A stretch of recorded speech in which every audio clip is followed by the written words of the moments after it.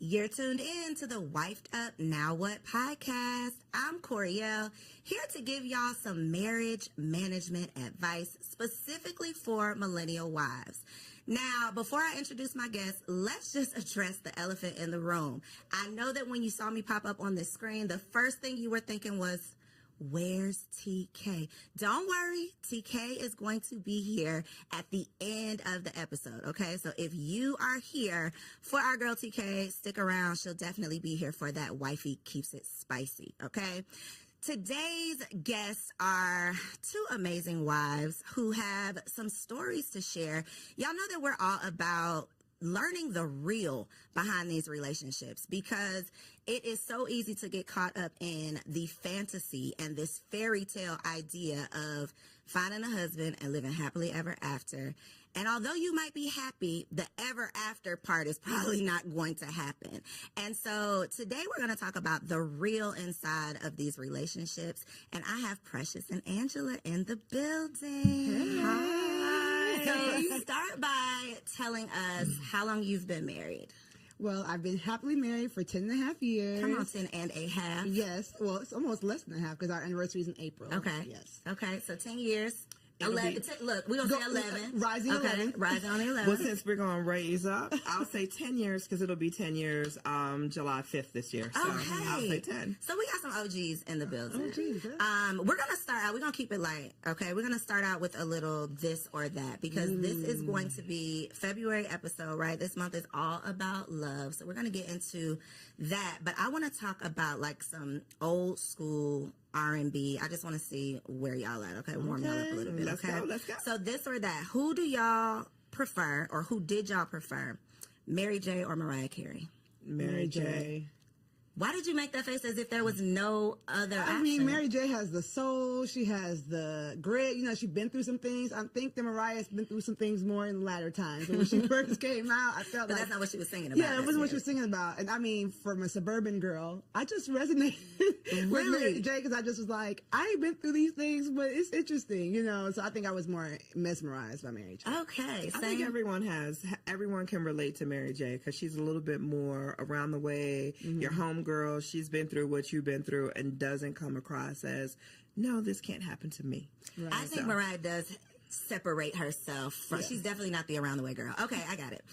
Boys to Men or Drew Hill? Not two really deep sides. Well, you know what? For me, I'll say it depends on what mood I'm in because I enjoy both artists. They're both amazing artists, both amazing vocals. But if you, depending on what mood, that one's a tough one. Now, that one's a tough one. Flip a coin. I'm going to go with Drew Hill, though. See, Drew Hill is the basement parties, the sock hops. Drew Hill was us being fast, yeah. Yes, the sock hops, the dancing, and all that. And then Boys to Men, I feel like I have to choose Boys to Men because, like, some of those songs will still bring me to tears today. They're more, like, iconic. Yes, and what band do every single person you relate to? Like, I love the deep voice. I love the high pitch. Like, Okay, so that was a good one. Okay, last but not least, Usher Confessions or Beyonce Lemonade? Beyonce. On the internet, it's Beyonce's internet. Beyonce. Is it? 100, well, not two, okay. Is it Beyonce's internet, Angela? I'm going to defer and say, watch this. These are my confessions. Listen, I haven't been to the concert, so maybe. And see, that was a Tiny Desk one. I'm going to go ahead and say Usher. I am definitely in agreement with Usher. Yeah. I think that the album, now I put the album specifically because I think that it would have been hands down like Beyonce, but the Confessions album was so iconic. Priceless. Yeah, it's just like, how can you compete with that? I don't want to revoke my card because I just never really was like, I'm not saying it's anything against it. You're not familiar with that? I'm familiar, but I wasn't like one of those people that was playing it on repeat. Okay. Like, I don't know what era of my life. Every minute of every song. I don't know what era of my life I was in then, but college, freshman year. Yeah. Look, I know what you was doing. Freshman year of college, no. Okay, it's a no for you. Okay, Beyonce Lemonade. Okay. So just a little fun to warm y'all up. Now we're going to get into some reactions. It's a lot of craziness going on these internet streets, right? But one of the perspectives that we don't often hear is the wife's perspective. We are always talking about relationships with single people, which is cool. But I believe there's just a wisdom that comes with being a wife. And so I would love to get y'all's opinion on just one little crazy clip on this internet, okay? So the premise, there's a group of men, and they all have a balloon. A woman comes up, she introduces herself, talks a little bit, and the men pop a balloon if they're not interested in her. See. And then once the balloon pops, they ask the man, why are you not interested? Like, what was it about her? So this particular young lady, whatever she presented was obviously tied into this emotional baggage that she was still holding on to. Even based on that little clip, you could see how defensive she got with, oh, you just into therapy, I'm good.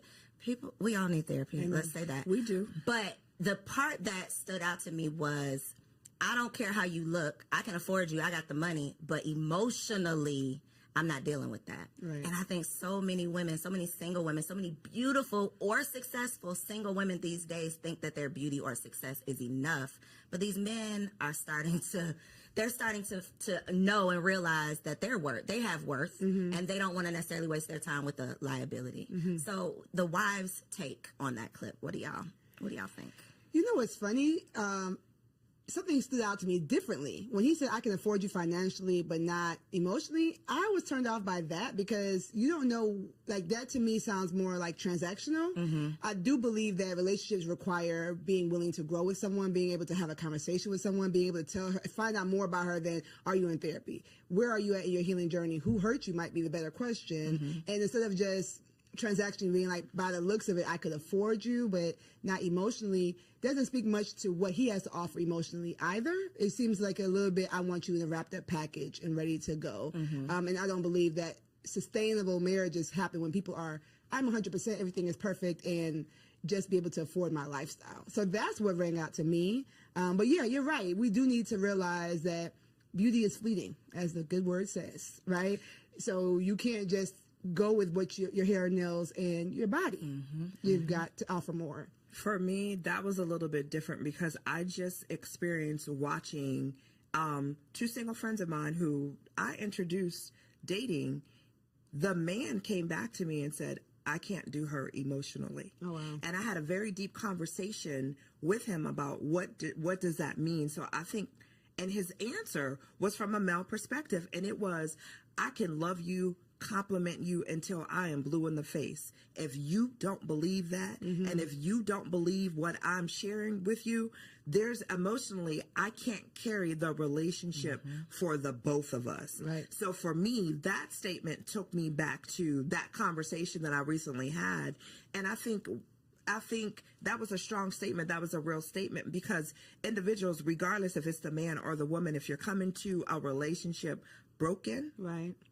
it's not going to be a healthy relationship. So we need to do the inner work to heal and present our best selves as opposed to presenting our broken selves. And we're all broken in some way, shape, or form. So let me say that. But it's just a matter of how we present that brokenness. Right. And when my friend said that to me, beautiful woman, he said, emotionally, I can't support the relationship emotionally enough for the both of us. And that to was make strong. it worthwhile. Like, it's not worth what it's going to take for me to just manage and maintain for this to be worth it. And I've definitely had a similar conversation with a man who was dating a woman who I just thought was like it. Right. Beautiful, had it all together, seems to just have the, just seemingly the best personality, has her own money, just all of the things. You know those women that you see and you're like, why is she single? And that was literally what he said. He was talking to, and it wasn't necessarily she had emotional baggage. It was more so I don't want to say she couldn't be corrected, but she was never wrong. She could never accept any type of direction. And for men, if you act like you don't need me, they have no place. They feel like, well, there's no point in me being here. And I chose that clip specifically because I think that it speaks to what women say that they want. I just want a man with money. And what we think men want, which is just a pretty face. So part of what you didn't see was her explaining, you know, what she wanted in a man was he had to have X number of dollars. He had to be at this certain position in life. And this man who's a doctor who is in that position was saying, well, I got it. I can do all that, but I don't want to deal with that. I see. The issue is I've been out of this dating pool so long. You know, it's been 12 and a half years at this point. And I go to a gym where there's a lot of young ladies and we talk and, you know, I'm always mesmerized by it. But it's so forward that it's so much criteria dropping, right? It's so much judging and pretentiousness. Like, it's not enough. Let me get to know you. And even the game is hilarious to me because it's just like, why do we as millennials want to label everything, quantify everything, get straight to the point per se, right? And we think that we're doing ourselves a favor, but really we're losing that nuance, that je ne sais quoi of getting to know someone, getting to experience that person. And, you know, for her, I feel bad because she's probably put that air up because she's been in this pool of men or whatever and feels like she needs to give her criteria based on being hurt or whatever. Therapy. As a counselor, I would, she needs therapy. But it's hard for me. I'm trying to stay out of that pool, and I'm praying for everyone in it. That part. I think, though, the defensiveness is definitely a turnoff. Yeah. Anybody who does not need therapy would not start the sentence off with, I think you just into that. You know, like, you clearly are proving his point with that response. So I think it's just an opportunity to check ourselves, get more aware, and know what the other, whoever you want to date, I'm just going to say the opposite sex, know what they actually want. Yeah. Because we can't say we want to be in a marriage with a man and then a man tells us what he desires and we like, but no, I'm not doing that. Go, get somebody else to do it. And it's like, but then you get what you get. Yeah, what do you really want? Okay, so that was good. So one of the things that I have personally just gotten into, y'all, I just launched a blog, okay, everybodylied.com, and it's the premise of we've been lied to. We've been lied to our whole lives about so many things. For the sake of this conversation, though, we're going to focus on the marriage lies, okay? One of the things that I realized as someone who has always wanted to be a wife, this is something that I've prayed for, I thought I prepared for it, all of the things, and I got into it and still didn't know what the hell I was doing. And I'm a happy wife. To your point, happily married, right? A happy wife. I love my husband, and it's still very hard. Yeah. And so I know that I'm not alone in that. And I know so many women get into these marriages, become a wife, take on this role, and then it's not necessarily what they thought it was going to be, or they don't know how to manage or maintain. So first question for you two, what was the biggest, like, reality check once you became a wife? Well, for me, similar. My parents are still married. I did not model my marriage after my parents, however, but I'm from Ghana, West Africa. And so my biggest reality check was that you really make the marriage you want. It doesn't have to come. It's not like I get married and I enter this thing and it's just going to be ready made. Like, no, you've got to make the marriage you want. You've got to create the boundaries you want. You know, a piece of advice that my wonderful mom told me is that don't start nothing you don't want to keep doing. And it is true, like the boundaries. Oh, give an example, Precious. Okay, so when I was young and married, before we had, my husband was a single dad, so I have the bonus family structure. He would wake up really, really early to go to work. And I'm like, I'm going to wake up and make him breakfast. Woo. So, 5 a.m., I woke up every morning and made him breakfast for work and helped him get his lunch together. So we conceived our first child after the first year. Baby comes, and I'm like, I'm not getting up to make it. I might put your snacks out the night before. But my mom, when she heard I was doing it, she's like, I don't know if you want to do that for 30 years, and it's basically don't false advertise. So when we changed that system, I had to talk to him and say, I think I was ambitious.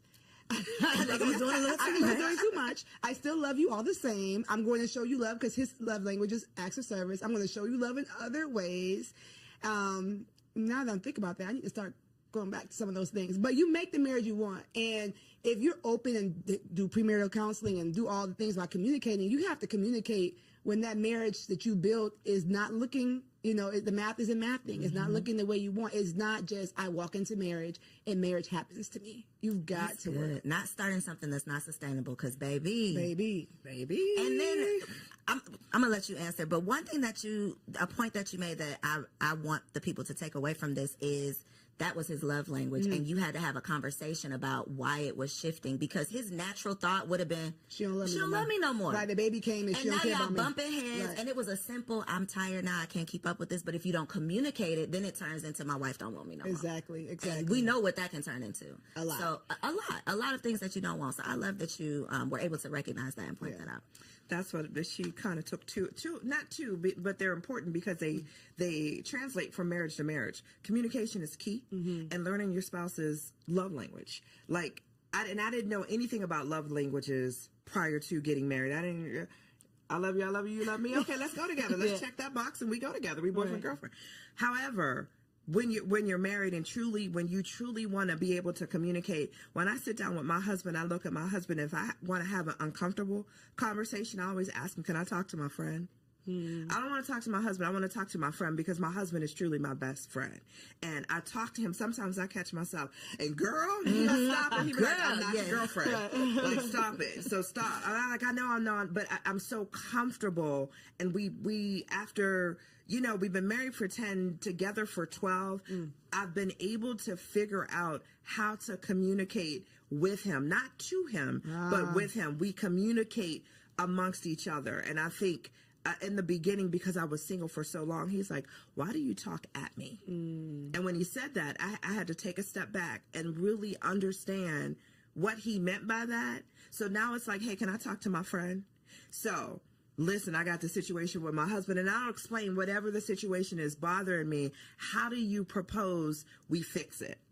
And then he'll giggle, and he's like, so should I answer as your friend or your husband? So it's just finding relatable ways that's not going to make someone defensive, that's not going to make somebody automatically shut down and not listen, but finding creative ways to communicate. So I'm going to go back to, I love when we first started dating. Like, so let's talk how we talked when we were dating before we got married. And then I had to understand, what is your love language, and incorporate his love language into our communication to keep things easy. So again, it's just that communication and knowing how you want to be treated and how your spouse wants to be treated. And that is, and making your marriage your own to what Precious said. Like, no one has a blueprint, and you want your marriage. You want to enjoy your marriage. You want to be able to say, hey, I love it here. Yep. That should be it. I love it here. Yep. One thing that you said that I think is a big challenge, and it goes back to the clip with the you need therapy, the emotional immaturity, whatever, is I have to say it in a way that he doesn't get defensive. I want to flip that, though, because me and my husband have had some conversations, and I'm on the defense immediately. And it's part of me recognizing things you need to, areas you need to grow in, things you need to work on. I am very non-confrontational, so I don't want to have those tough conversations. But baby, in this marriage, it is not what you want to do. It's what needs to be done. And so for a woman who's not willing to mature or grow or evolve or go to therapy or work on herself, marriage is not going to work. It is not going to last. She need to stay single. You have to stay single. I put up on threads, if you can never be wrong, you should never get married. Like, if nobody can check you, that's the point of marriage. What are you doing? Like, marriage is your mirror. Marriage is motherhood too, if we're going to get to that. But marriage and motherhood are your mirror. Okay, alliteration. You're going to see yourself in the way you never saw yourself while single. Right? If you see yourself, it's going to be uncomfortable. It's going to be so uncomfortable. If you see yourself in your own eyes all the time, then, I would say get some really deep relationships, even with the opposite sex, even with your own gender, before you get married. Get people in your life that are going to challenge you.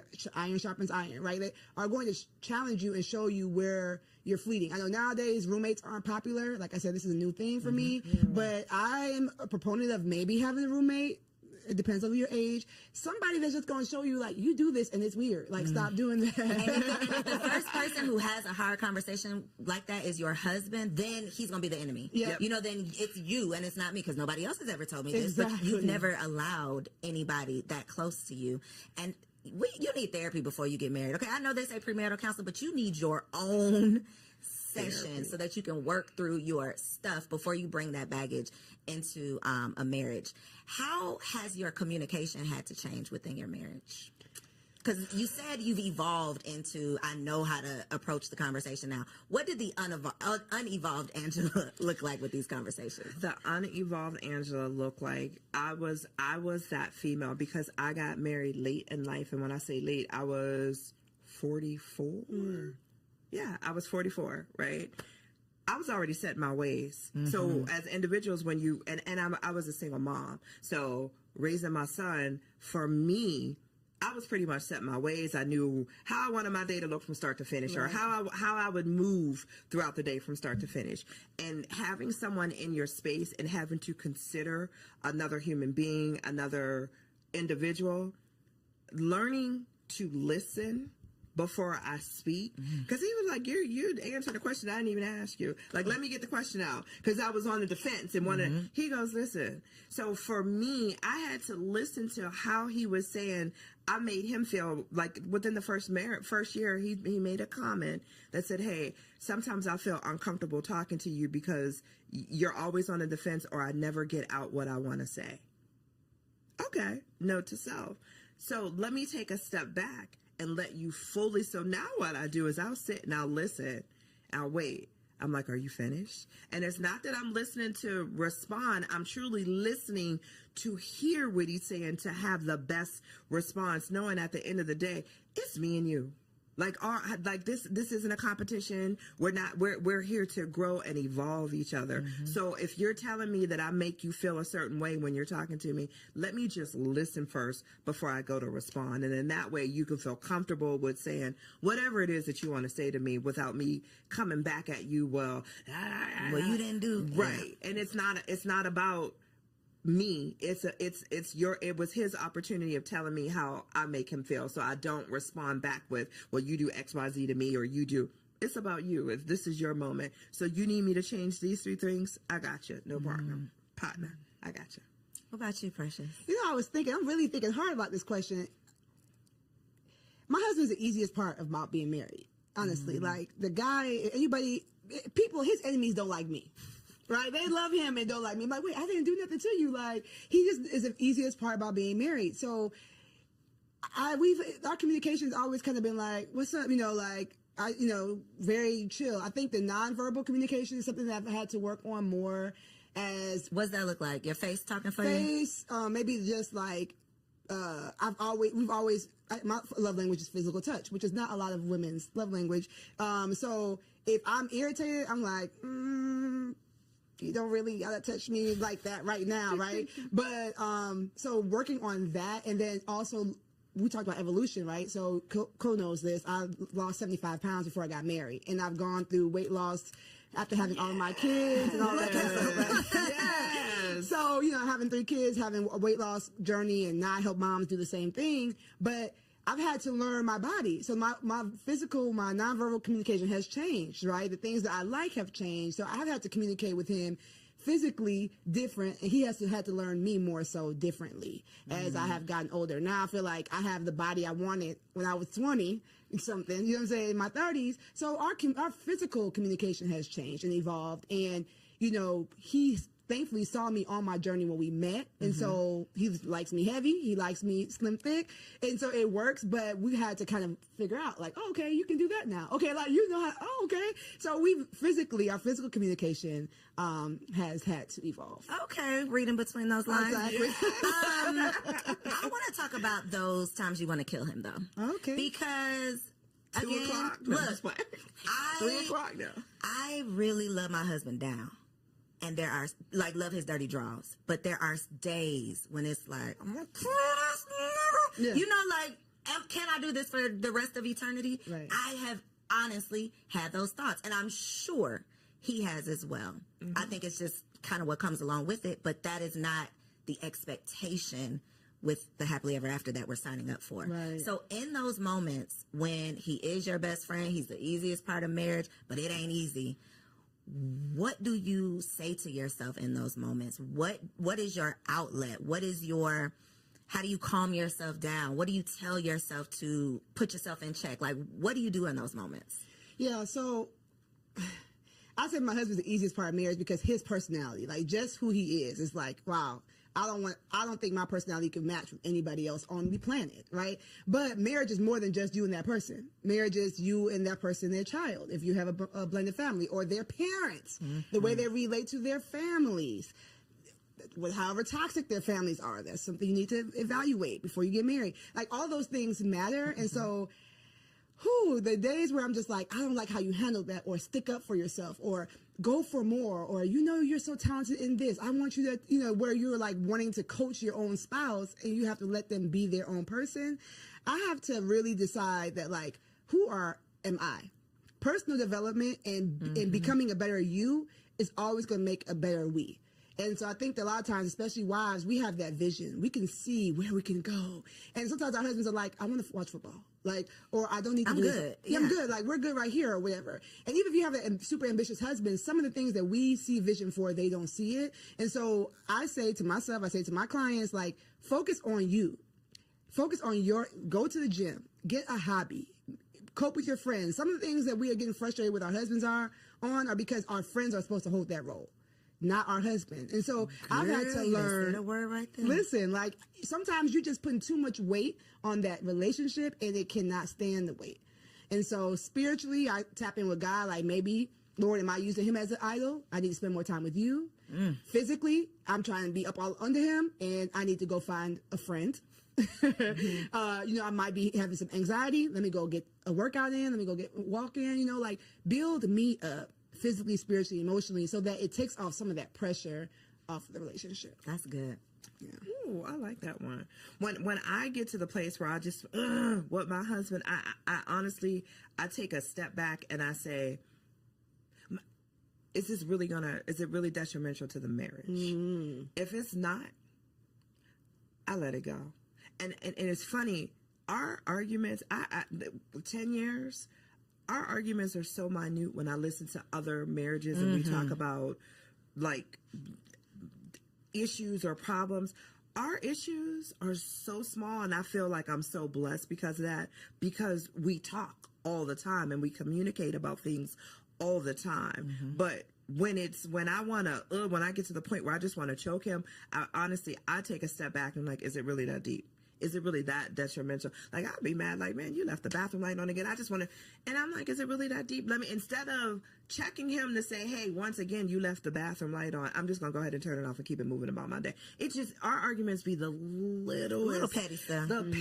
But those little petty things can add up. Yes. If the communication is not there. If you don't, if they're not communicated. So, like, our arguments are not, like, I just look at and even, like, our biggest arguments are, I take a step back. Is it really that detrimental to our marriage? And if the answer is no, I just let it go and keep it. Do you all believe there's deal breakers in marriage? In your personal marriage, is there a deal breaker? I say all the time, if you cheat, then yeah, that's a deal breaker for me. And he looks at me, he was like, you'd be so quick to dismiss somebody for cheating. I'm like, for me, you always have a choice. And that choice is not necessarily, am I going to do it or not? But there's a choice prior to you wanting to do that. What is wrong in the marriage that needs to be fixed that you couldn't communicate with me? So give me the opportunity to fix it before you cheat. So for me, anything else we can get over. But if you cheat, there were all these opportunities. Obviously, I wasn't not giving something. Don't know what that could be because you've never communicated that to me. So for me in our marriage, my husband already knows for me, like, cheating is like a deal breaker, where he's the opposite. I'm his second marriage, and he's like, we're together forever. So basically, and he always says I had to ask myself before I asked you to marry you, is this for good? And is there anything that I could not get over? And his answer was no. So I'm like, okay, well, that man ain't cheating. That man ain't cheating. He's trying to stay with you. I would say there is no immediate deal breaker in my marriage. Okay. So that means nothing is. You can't talk about, at least have a conversation about. Right. So immediate deal breaker mean I don't care what you say. It's over for me. I mean, maybe if he put his hands on me, I can't see myself. Maybe if he put his hands on you, because if he put his hands on me, I just can't see him turn. Like, that to me seems silly to say. You know what I'm Like, saying? there's no chance this Yeah, it was like when we were dating, I used to say, if it was a burning fire and me, your mom, and your daughter were in the room, who would you get first? He's like, I'm not answering that. That's silly. I'm going to find a way for all of y'all to live. Yeah, it's not happening. Why are we all in this house, in this fire, right? So that to me is like, when would he become, just randomly after all this time become that kind of person? So yes, I would not be with someone who would put their hands on me, but I don't have a immediate deal breaker.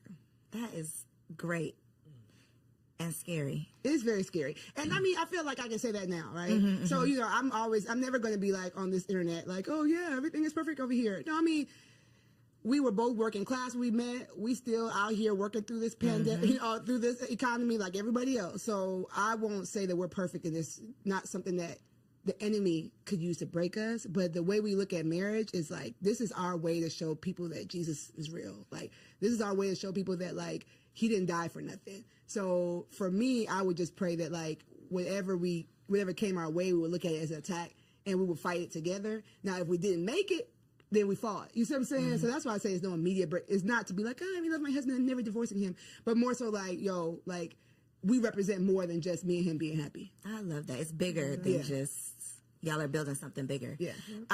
When it comes to losing yourself in your marriage, I think this is definitely a woman problem. And I think it comes down to what you said, Precious, of a lot of women, when we find this man of our dreams, I would just speak for myself, not a lot of women, me. Even when I was dating, I was an all-in type of person. If I am in it, I am in it. I am number one girlfriend. I am all of the things. So now that I have this husband, I am all the way in it. And becoming a mother made me realize, okay, girl, wait a minute. Who are you outside of being a wife and being a mother? Because if that gets lost in the sauce, then I'm literally drowning under just these responsibilities. And so y'all being in the game 10 plus years, how have you managed to maintain your identity outside of being a wife? Especially when you have multiple businesses, lots of things going on, you have desires to be more than just a wife, but this is obviously a big responsibility. Go ahead. No. Okay. I think as a woman, you have to create and carve out that time for yourself. Yes. Period. Hands down. You need your girlfriend time. You need your alone time. You need your self-care time.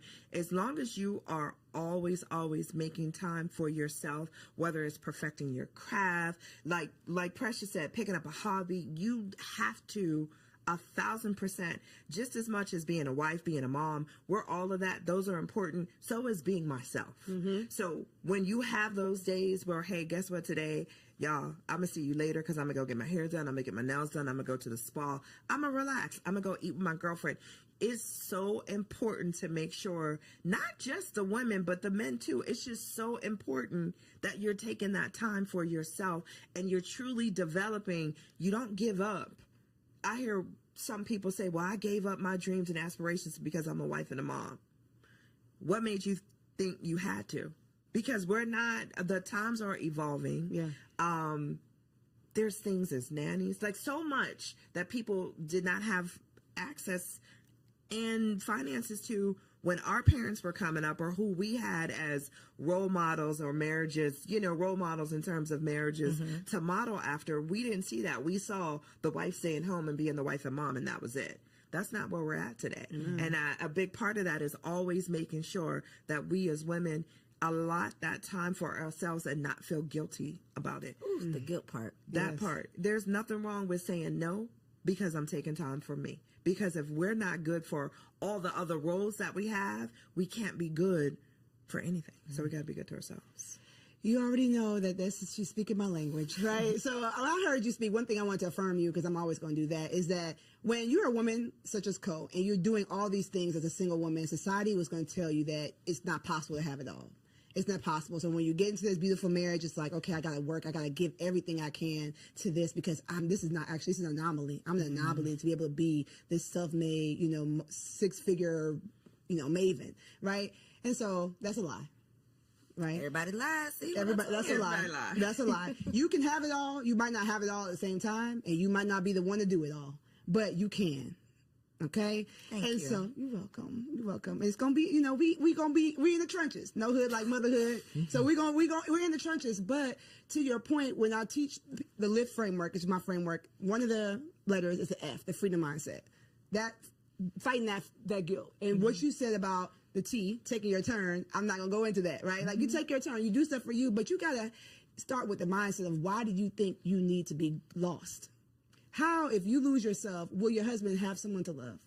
Will your kids have someone to nurture? Like, getting better gives him a new woman to love, right? Every time I get better, every time I lose an inch, every time I get a new hobby, it's like,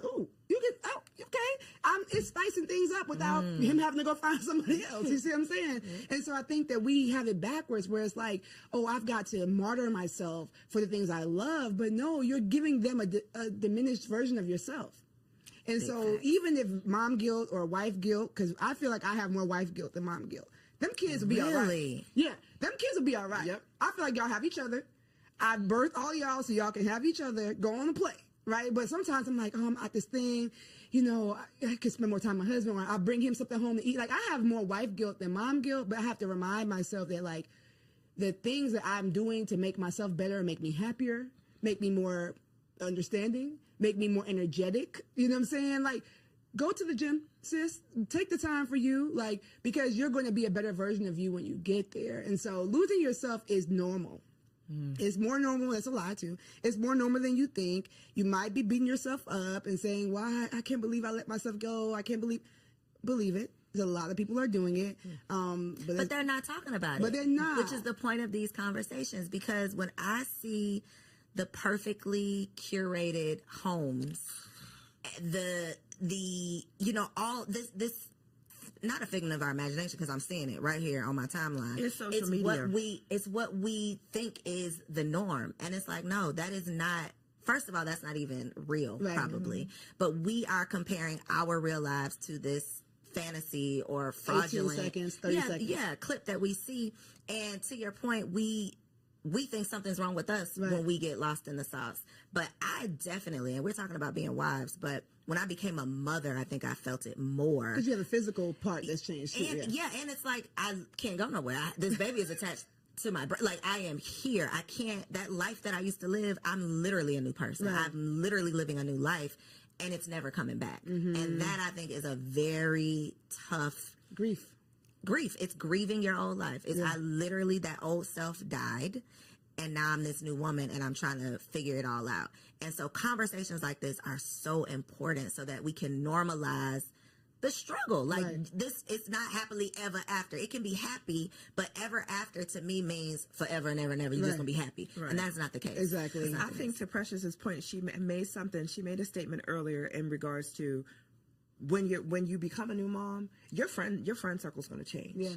You want to surround yourself around individuals who are walking the same path you are. You're a new mom, and I'm not saying you're a new mom today, but as a new mom, you're not hanging with the girls that always want to go to the club, because that's not you anymore. So as you develop as a woman, and as we evolve as women, our circles change. Our circle of influence change. I wouldn't ask a single girlfriend who knows nothing about being a parent to watch my child for me. But guess what? I'm gonna have a whole nother set of girlfriends who are parents, who understand the struggles of being a mom and being a parent and having someone attached to you, or always having to be mindful of another individual. So we just need to, instead of not having the conversations, and I'm so thankful that you have this platform for individuals, for women to know, it's all a lie. Like, you evolve and grow, and as you grow, your circle's going to grow, and as a woman, we're going to grow, and that's the evolution part of that. Yeah, but even to that point, I feel like some of those single friends are just real important too. Those are the TTs, right? I think the village has evolved. It's not going to always be the grandmas, because some of these new grandmas, these grandmas is out in the these streets. new grandmas are out in the streets, right? So I agree with her saying, like, get those sisters that can, that's why I created my brand. That's why I created what I do, because we need to have a tribe, right? But then don't forget about some of the people who might not be in the same zone, because they're going to be the ones to take the kids to do the fun things you don't feel like doing. So what about friends for your marriage? Because that is another, like, revelation. I done had so many revelations. That is one of them, of, like, it takes a village to raise a kid, but I think it takes a village to have a healthy, happy marriage as well. True. Absolutely. Especially in terms of not necessarily like leaving your single friends in the dust, but I do believe there is a value and a benefit to having other married couple friends. Absolutely. Because when you come across some of this craziness, I gotta have somebody who I can relate to. True. So what has been the value, or have y'all seen any value or benefit of having those like marriage friends, or do you? Absolutely. We always joke, if I like the wife and he likes the husband, we go together. Like, that's it. Like, once you find that, that is gold. And then, unfortunately, we've had some times where he loves the husband. Like, I'm like, sorry, y'all got to break up. Y'all got to break up because I'm not coming. I'm not coming. I can't do it. Thankfully, I'm an extrovert, so I'll bear with them once a quarter. But it ain't going to be no regular. It's not going to be. So, yes, I find it very important. We're members of a church. We were in ministry for a long time. So, a lot of that was ready-made for us. So you had a built-in. We had a built-in community now when we changed churches, and it was like hard. We were like in the first place, like, well, you got to make new friends at this age. But yes, I do find it very important, especially for husbands. I know that we're talking to wives, but like, I think that women talk about their marriage more than men talk about their marriages. For sure. And so I know that I can say my husband's so amazing because he can see like what his married friends are talking about. Like they kind of can see like, he's like, dang, Precious is boisterous, but she ain't like that. They be making me look good. I'm like, thank you, girl. You keep cutting up. Yeah, keep cutting up over there. Right. So, I think it's very important. And for women, too, like, you just see something that, like, oh, I'm glad. My man, I ain't got to deal with that. Yeah, like, we got to, we all right, you know what I'm saying? Like, we might not be in a mansion, but, he be at home. I think it's important. I think 1,000% important. I have an equal balance of both single friends and married friends, but for us, we enjoy hanging out with our married friends more because it's just more conversation that I relate to, and it's just, and for both of us, and it's just super important because I think healthy marriages feed healthy marriages, and you also want to have a safe spot where if there's an issue within your marriage and you're looking for advice from other married couples, then it's good. Not necessarily advice. Let's say that, because I always tell people be cautious of who you take advice from. But just hearing that you're not the only couple that has gone through or will go through what it is that you're going through. So okay, you like put a pin my in notes because I subscribe, and I think a lot of us subscribe to keep people out your business, right? Disagree. So this is where I'm going, because that is not necessarily the healthiest mindset or way of being if you truly do need an outlet. You truly do need a sounding board. So where do you draw the line? It's very gray of, I don't want y'all in my marital business, but I do need a friend. I do need support. I do need some advice or some help or whatever, and I don't want to be over here alone, because that's how I ended up, staying in an abusive relationship for too long. I wasn't talking to my friends. I wasn't telling anybody my business. I was trying to keep it all to myself. So God forbid anyone finds themselves in a situation like that and don't want to share, because we've been preaching, keep people out your business. Right. So what's your stance on that? I talk. Me too. I like, if you're my friend and you're our friend, you want what's best for us as a couple, I'm going to talk. I will pick up the phone in a minute and call my husband's best friend and say, let me tell you about your boy. Or I will pick up the phone and call his wife and be like, hey, I'm going to share this with you. Do you experience this? Maybe because you can whisper it to him. So I talk. If there's an issue and it feels something that you want, that I feel that I need to get off my chest, I'm going to talk. I don't sugarcoat nothing. I don't hold nothing back. And sometimes if I need to be checked, I look for my friends to check me. Am I wrong? Or tell me and that's how, and I have a girlfriend that I go to, and anytime I start the conversation, okay, I need you. Am I wrong? She's like, hold on, let me get my coffee. But so you want those friends where you want to know that you're talking in a safe space, and you're talking and you're going to get great feedback back. So but I don't listen, hey, no one's perfect. What about family though? No. Is it only friends? Except for my sister. My best friend. My sister's my best friend. So, but even with her, some things I feel like if it's going to change the level of advice she gives me in the future, I don't tell her. Explain that. So sometimes there's something that you might be going through that's a recurring thing, right? And you feel like if I say this recurring thing to this person, it might shift the way they advise me moving forward. So I need somebody who's really clearly, like, me and her are 13 months apart. Like, my drawers are dirty, she's like, girl, but that's, it's just a stain. You know what I'm saying?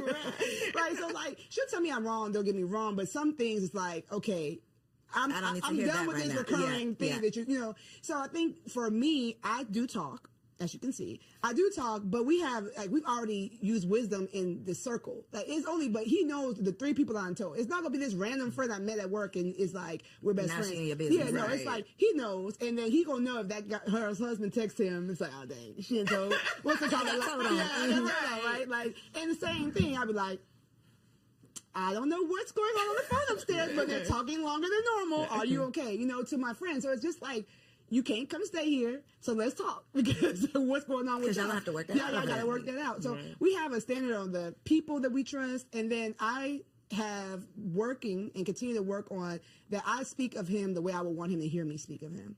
So if I'm telling somebody something, if I haven't talked to him about it yet, if he overheard me, it wouldn't be like, dang, like, so you just calling me low down and no good? Like, you know, like I I respect my husband when he's there, when he's not. And I don't speak to people who are going to be like, yeah. That, you know, like speak negatively of him too. If somebody has that type of vibe towards marriage, like, you know, because, you know, these husbands are... You are not the outlet. I can't. And I can be super close to that person, right? But if their view of marriage, or based on where their marriage is, they're ready for you to like, yes, like finally, especially like I told y'all, my husband's liked by everybody. Yes, finally he did something. Because, you know, all these husbands don't do. No, don't be all these husbands, because then now I'm defensive. I can't even complain about him, but now I'm like, but wait. No, but wait a minute. he is still perfect. Now this conversation has taken the time. Exactly. Now I got to defend my husband. I was coming here to get some advice or I wanted you to be on my side, but not that much. You know what I'm saying? So you have to use wisdom. You have to be spirit led for me, because, like I said, anybody can be used to attack your marriage. And so if you want to work it out, that's where I think the whole don't talk to people is. If you know you want to work it out, or you know that there's something that might be somebody else might consider a deal breaker, go to the right person that's not going to come and be used to draw a wedge between you and your husband. I don't think it's family, though. To your question in regards to family, and I say that because I'm very careful on what I let my family know about the marriage, because I would not ever want someone to look at my husband differently because I gave you too much on a day that I was super emotional, and I said, and you know, I would. So with the family, I'm very cautious on what I choose to tell or what I don't choose to tell. Friends are different. Family, because 9 times out of 10, my husband already told me we're not getting divorced. So I don't want to go paint this image of, because I'm mad at you today, now I'm gonna have my family mad at you, because my family ride or die. They going. So I'm careful when it comes to family on what I tell and what I don't share. Friends choose you. Family doesn't. Yep. So if you're talking to a friend, this person has chose to be his friend, chose to be y'all friend. They like him for who he is, right? Your family is putting up with him because... They might not even like your right, exactly, right? And thankfully my family loves Ant, but it's like, they didn't choose him. They don't even know him as well as my friends know him. So I think it's just about, you know, not casting your pearls in space that's not safe. You know what I'm saying? Picking the person that you know loves him. It might be like, not Precious. You know, sometimes he does it. You know, like giving him the benefit. Helpful advice. Yeah. Okay, so for our last segment, it's called Wifey for Lifey, because the goal is to be wifey for lifey. This is all about marriage management, how we can maintain and sustain a healthy, happy, most of the time, marriage. Here we go. So one piece of advice in your 10 plus years in your relationship, what would be a piece of advice that you would offer to a woman in her first year of marriage? And you can look right there at that camera and tell the people. Hey girl. My advice is that you're God's daughter first. He created you. He gave you your name. He gave you your parents. He gave you your body. He gave you so many gifts. So do not forget her. Right? Continue to cultivate what you love. Continue to cultivate the friendships you love. Be willing to change and grow and evolve. And as you do that, communicate that. Communicate those changes. Do the self-work. Don't just set it and forget it. Right? So continue to grow. Continue to love on you.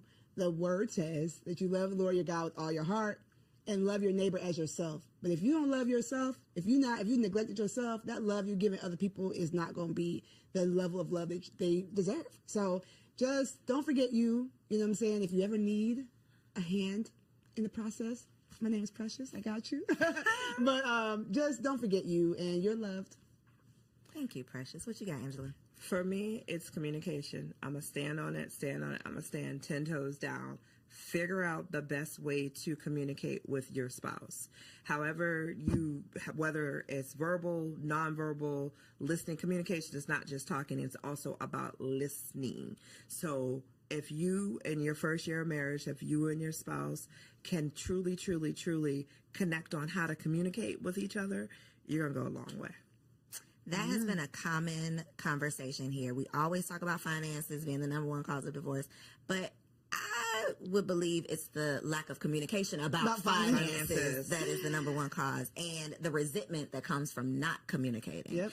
So, such a good conversation. I learn something every single time I have the opportunity to host these shows. So, thank y'all for offering your wives' wisdom. Precious, I know you got a lot of stuff for the people. Angela, I know you got a whole lot going on. So, look in the camera, tell them where they can find you and how they can connect with you online. Yay. So I'm Precious K. Williams on all platforms. I'm a mommy wellness coach and an international wellness speaker. So I talk about wellness, women's wellness, and lifting yourself up, right, with the power of the Lord, lightening your load, igniting your spark, embracing a freedom mindset so you can take your turn. I run an 8-week program for moms doing just that. So if you need me, go to preciouskwilliams.com. I have a free quiz on there, so you can find out how well you actually doing and not just being like, I'm doing all right, I'm doing okay, girl. No, let's figure out how you actually doing so we can get you the help you need so you can be your best self and live happily, mostly ever after. And I'm Angela McCoy. You can find me. Well, I'm the president and CEO of Full Circle Consulting Group. We do public relations, we do marketing, we do artist management and events. So if you ever need a fantastic event, we got you. Yeah, you're an artist, you need management, we got you. Public relations, we got you. And if your company needs help with marketing, we got you covered there. You can find us at fullcircleconsultinggroup.com and Full Circle Consulting Group on IG. Two bossed up baddies that are still out here living healthy, happy wife life. Okay. So I hope y'all enjoyed the first part of today's episode. We are about to get into Wifey Keeps It Spicy. TK is the next face that you'll see. Catch you on the next episode. Hello, beautiful ladies. Welcome back to another Wifey Keep It Spicy segment with your girl, Takesha. I'm super excited to be back. Yes, with another banger, of course. This is the month of love, February. That's why I got on my red, keeping it sexy. But Valentine's Day is right around the corner as well. And so, of course, I had to give y'all some gems, some jewels, some tips, the tea on how to keep it spicy.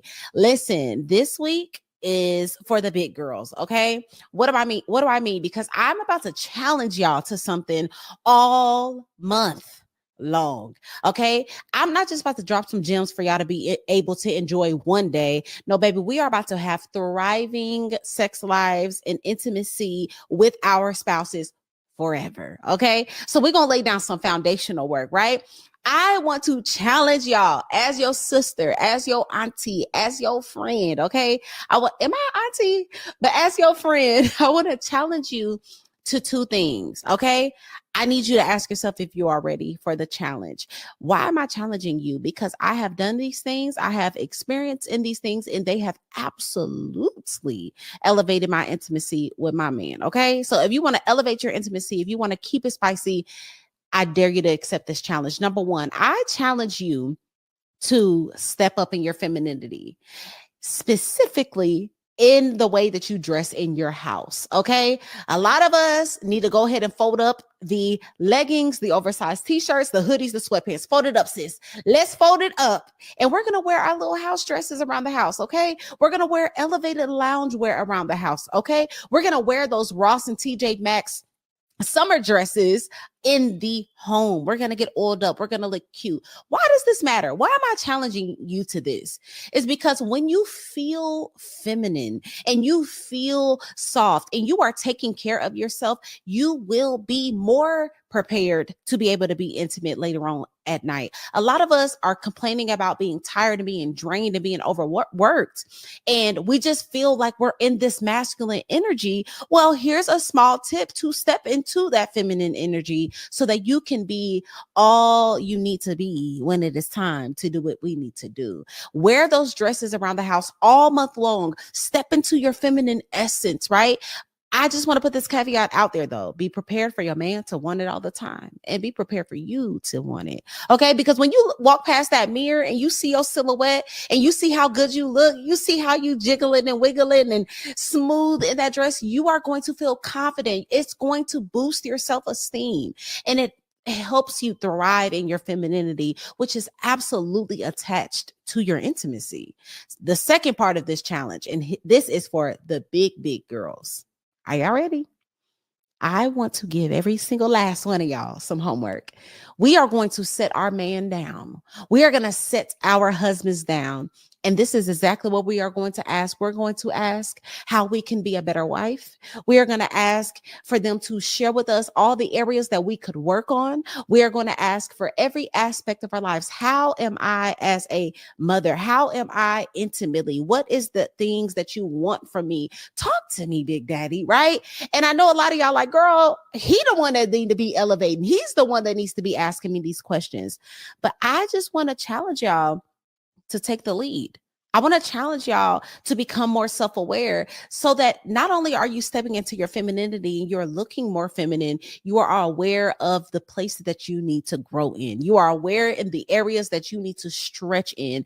And therefore, overall, just allowing a space for a phenomenal place of intimacy to thrive. A lot of us think we're doing excellent and we just might not be. And that is okay. It is better to have your feelings hurt a little bit and become fully self-aware than to operate in full delusion and just be suffering. We don't want that. We're not building up a culture of women who think it's all about them. So this month we are challenging ourselves to be big girls. We're challenging ourselves not only to know how to be fire in the bedroom, throw it back, do all these tricks, but we're going to be phenomenal women. And so this is what's going to set up for the long-lasting, mind-blowing sex that we all want. So that is my advice. That's my tips for this month. I want y'all to comment down below, not this month, but this week. I want y'all to comment down below if you are accepting the challenge. Will you wear dresses all month long? Will you kind of get a little sexy and elevate that loungewear? And are you going to set your man down to really find out what's tea? Let